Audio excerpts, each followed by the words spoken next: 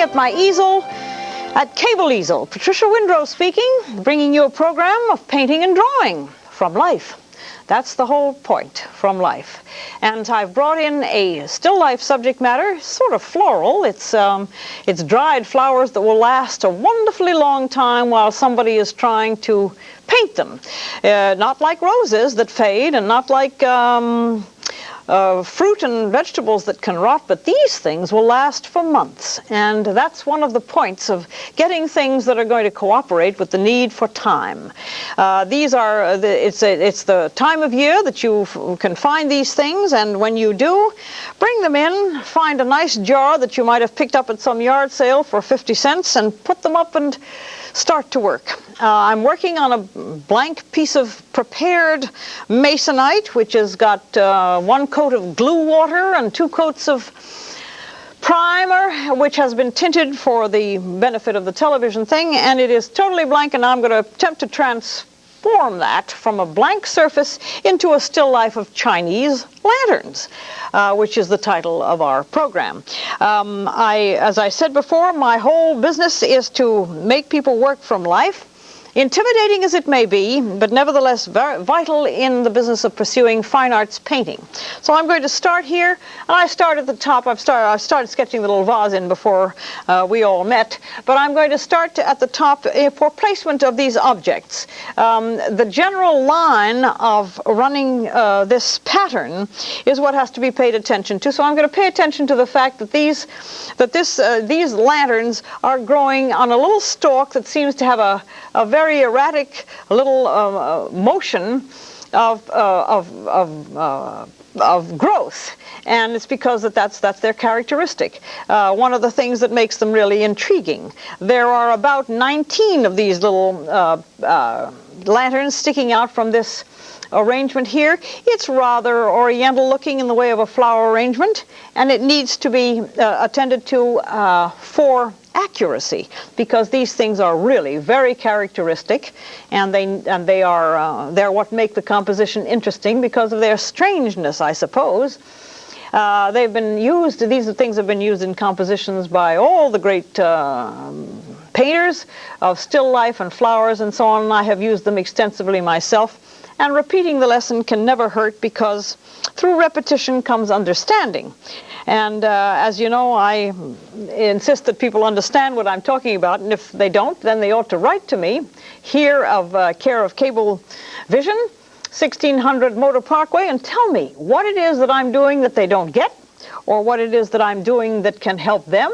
And so be warned that your letters will be gratefully received here at the station, and also when I do my live program, to watch for that date so that I can speak to you directly by telephone. So I'm now placing these little lanterns with a brush full of what I call colored turpentine, which I find much more acceptable than charcoal. Charcoal, to me, makes for very cloudy and gray and messy kind of painting afterwards, because the charcoal is picked up. Some people criticize me for that, but no ill wind is meant to discount other techniques. I simply have my own. The other techniques have been acceptable for an awfully long time, and if I choose to disregard them, well, then that's entirely a question of taste, which is what we're dealing with a good part of the time, is taste. Now, when I prepare these backgrounds with this simple gray background, it means that I'm going to probably eventually, when I get off the air and this program is done and over and done with, I do not throw these studies away. I work them up because they are a good nucleus for compositions. A little while back, I did a show with some daylilies. It was not done, there was not enough time to finish it. I took it back to my studio and worked on it, and I think that there on your screen you will see a still picture of me holding what was done in a half-hour program a while back with these daylilies. They're oversized, of course, and I did that for a reason, to emphasize how you do it.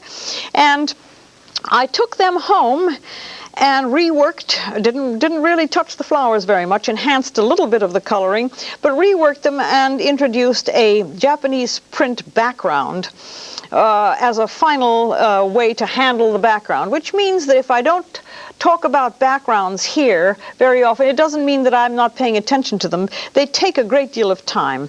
That particular finishing of that painting took many, many hours. As you can see, the daylilies are exactly the way I did them here in the studio. The only addition is that background of one of my favorite Japanese prints. So maybe the background won't appeal to everybody. Maybe it will appeal to some, but it is a way of showing you what happens to these things after I have finished working on them here in your presence, which I'm going to probably wind up doing with these Japanese lanterns. The background here will more than likely change. It will not stay the same. These primers that I put on are for speed, to be able to show you how to paint.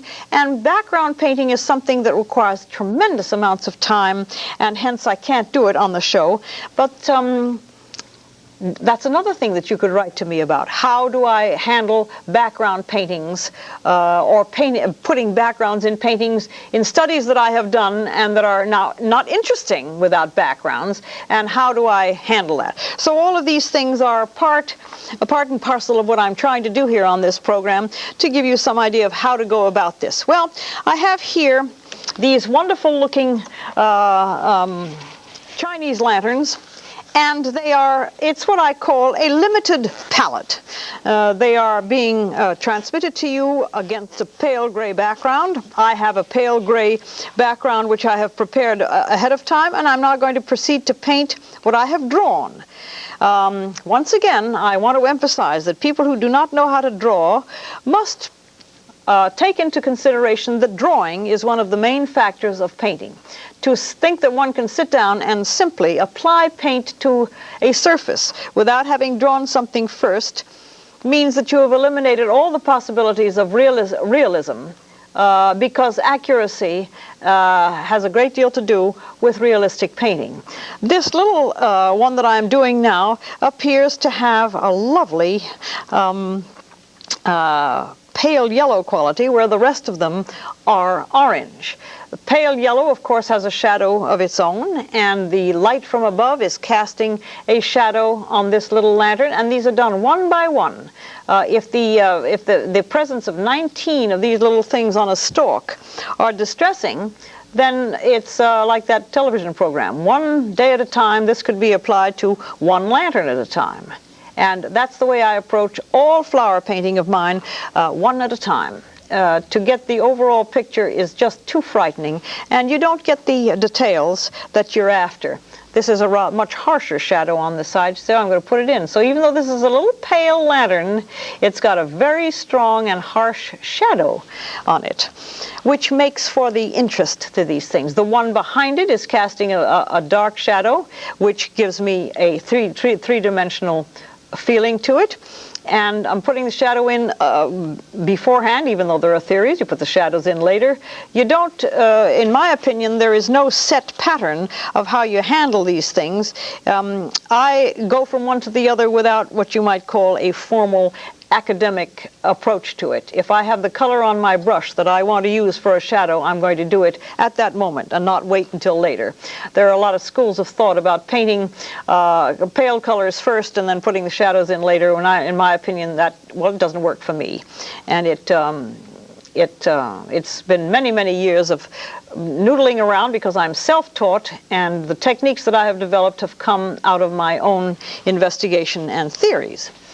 So that's why I'm maybe a little bit dogmatic about my ideas of how to do things. So I'm getting now close to the ones that are really true orange, which is very exciting, because then all you have to do is to just stick your brush in the puddle of orange, cadmium orange, which is a wonderful color. The Grumbacher people put it out, and it's vibrant and very satisfying, and can be used pure out of the tube. I'm not using any medium today, as I many times do, for reasons of being able to show you that I don't need the medium, which is a quick drying medium called Marager, and I've been written to about it by a viewer. But I must say that to say that you have to have certain mediums eliminates the possibility of people simply painting with what they have. I do not believe there's such a thing as magic white. I do not believe that there is such a thing as special paints that are going to give a special effect. It's what you do with the brush and the paint that gives the special effect. So, putting to rest once and for all these claims of magic here and magic there, it's not so. There is no magic to it. It is all pure illusion to be used with materials that you can find within a driving distance of your home. So I'm not using things that are exotic or impossible to find. I'm using stuff which I, as an ordinary person, can find within a reasonable distance of where I live. So I've done 3. With all this jabbering and so on, I've done 3. I'm going to put this one is in the background, and it seems to have a rather nice dose of kind of reddish color to it, because first of all it's in shadow, and secondly it is more mature than the other ones, I think. I think the reason that these things change in color is either the exposure to the sunlight or the fact that they came out first and had a chance to get darker. These little Chinese lanterns I find are oh, this one is quite red, so I'll get some spectrum vermilion here and really get some red into that one. These afford a nice lesson in the fact that they are similar one to the other. There is no great variety of shape here. They are similar. And so when you've done one, then you get to know it. You get to understand its little structure, and then you can find yourself progressing with greater ease, not necessarily speed. Speed is not the business that we're in here. It's trying to figure out the accuracy of it. How do you make these things accurate, and how do you tell the story in a realistic way? And you do it by observation. You don't do it by copying photographs or imagining what it is.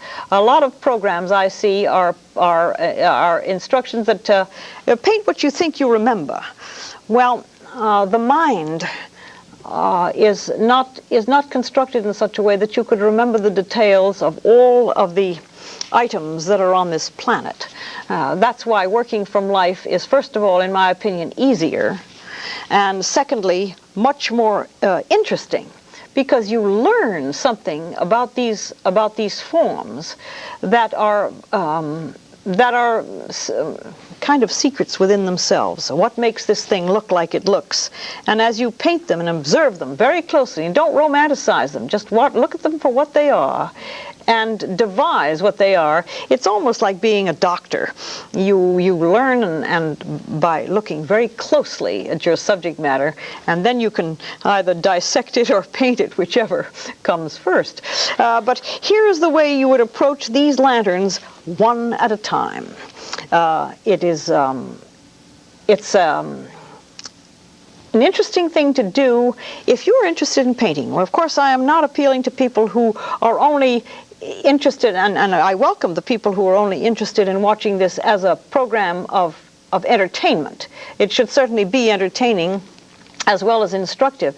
But the people who are watching this with the idea of possibly doing it themselves, then what I talk about is what I think the people are going to want to, understand what I'm saying. If that's the reason that I ask that you do write with your questions, because when I get questions from people, there are things in there that I have taken for granted because of all these years that I've been doing this, and I don't remember that they are difficult to comprehend what I'm doing.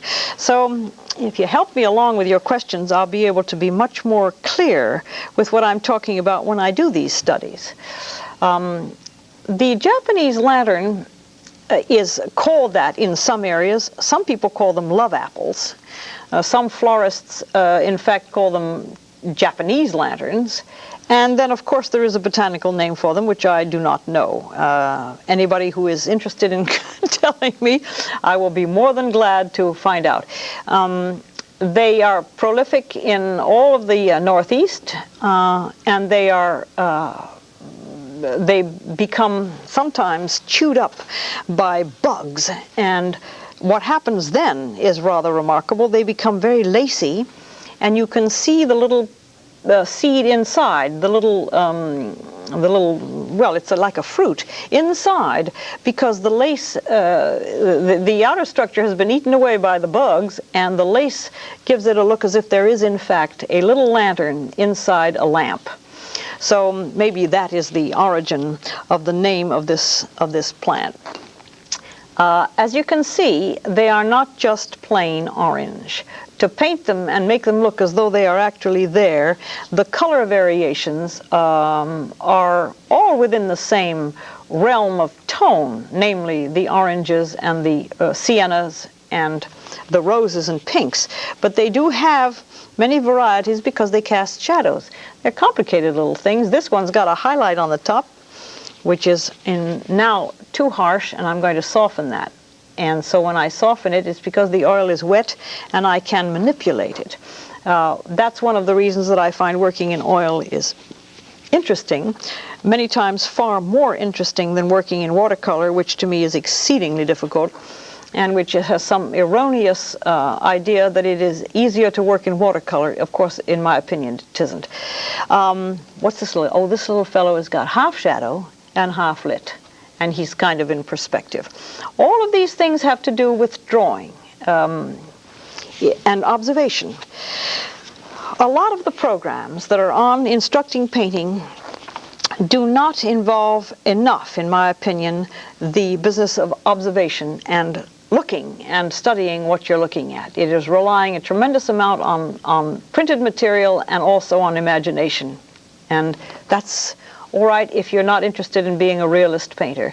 If you're interested in being a realist painter, you had better work from life and observe even the little tiny things, such as right there, when that became a part, a very definite part of this little object. I'm going to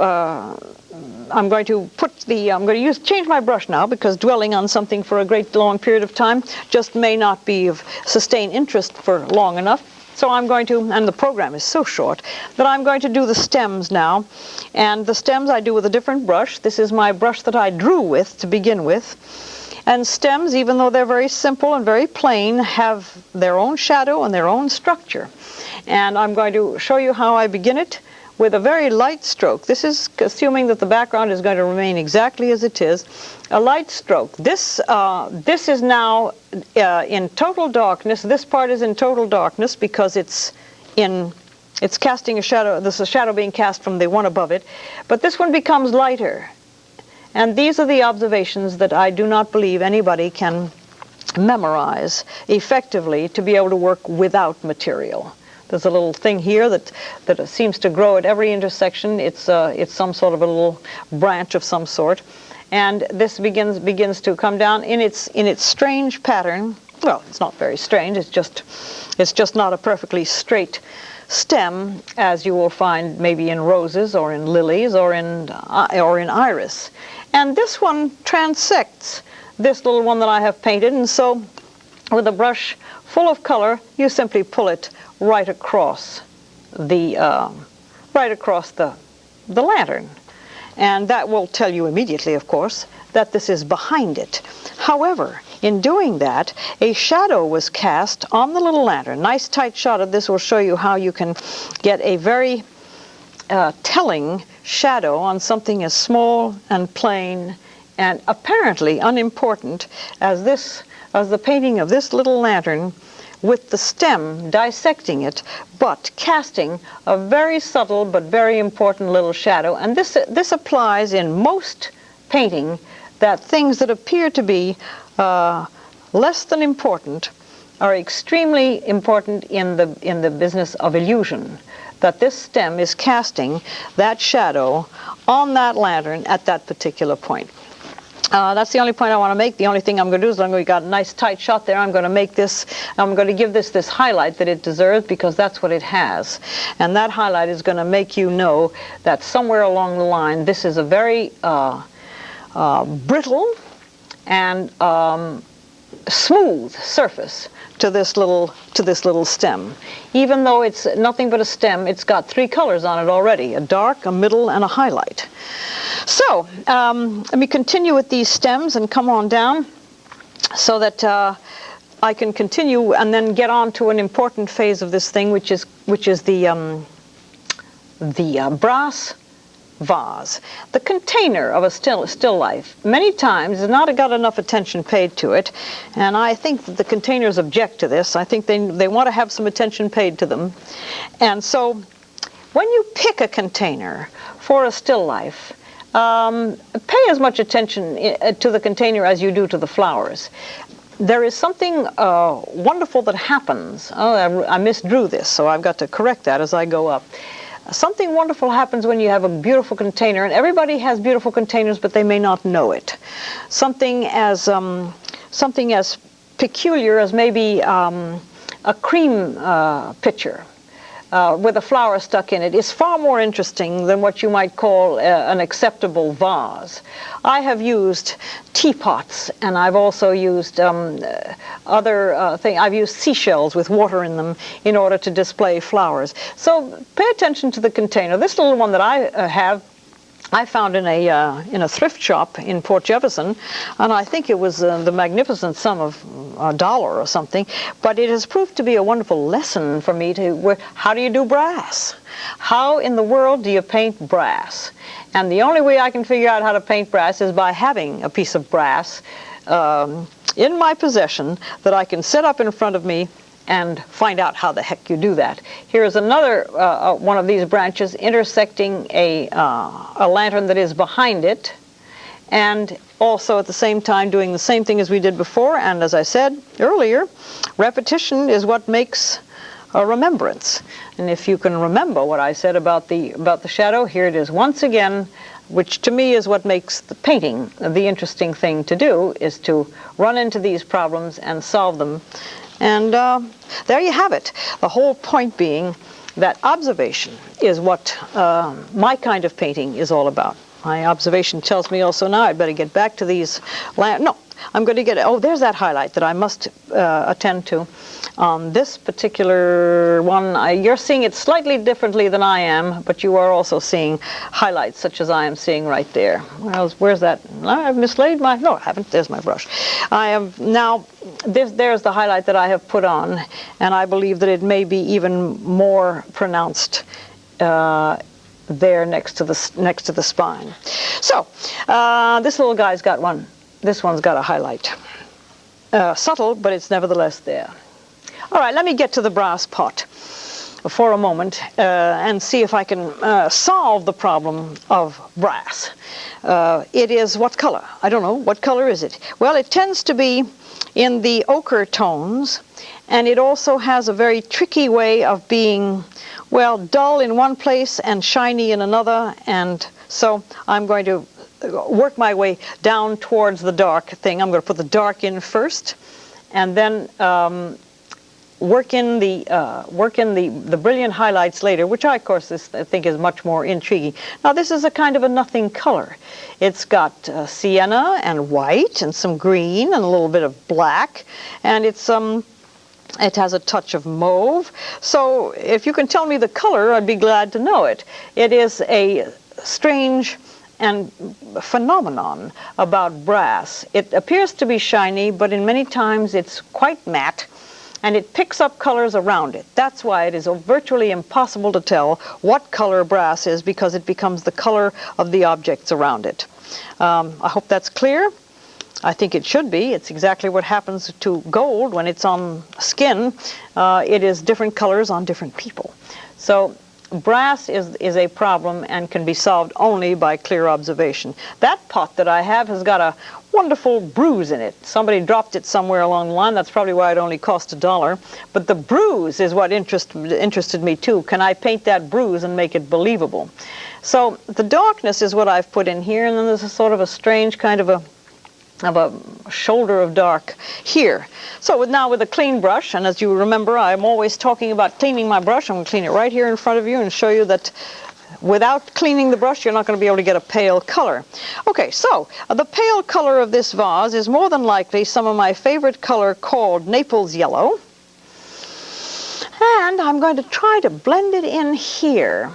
A smooth blend is important. That's why this cannot be done without oils. To try and do brass, very, very literally, to paint brass with watercolors, in my experience, is very difficult.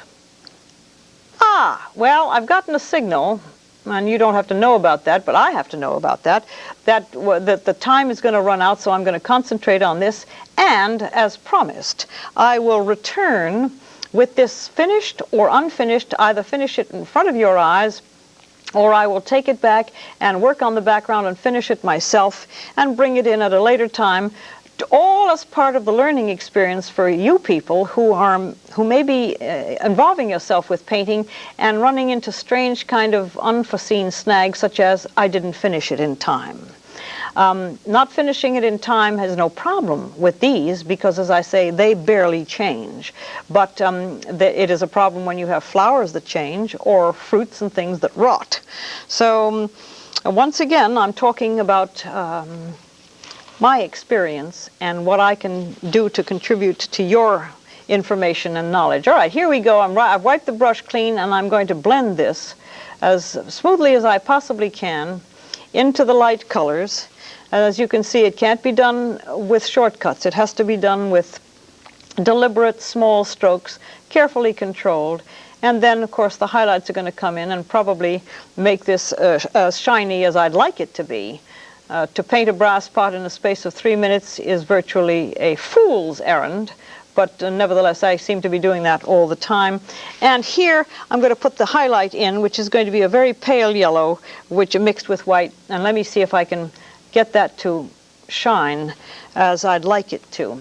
Now that is just a glob of paint on there, which needs to be blended. There are also two very shiny areas up here on the neck. They will have to be blended very carefully, but as you can see, and here of course we have the neck of the vase with its little pinpoints of light from the television lights overhead, and here they are. There are two little ones here. If there are two long ones there, there are going to be two little ones on the lip. Well, as it always happens, I choose a subject which is far too complex to knock off in a short space of time. However, these little snippets of information can be mulled over. The shows are repeated periodically, so if you've missed something the first time, maybe you can go around and catch it again. And so the shiny part of this can be now enhanced with a highlight of pure white, which might enhance it even more. That's probably the best that I can hope for. There's a wonderful mysterious shadow running right across this this area here, which tells me that something from above is casting a shadow across this whole vase, and I can't possibly explain it. All I can do is to copy it. Well, everybody, I've got to wind this up. I appreciate your watching. Hope you got something out of it. I hope that you have decided that maybe you'll paint again if you haven't for a while, or maybe you'll take it up as a brand new endeavor. Thanks again. This is Cable Easel and Pat Windrow speaking to you and saying bye-bye.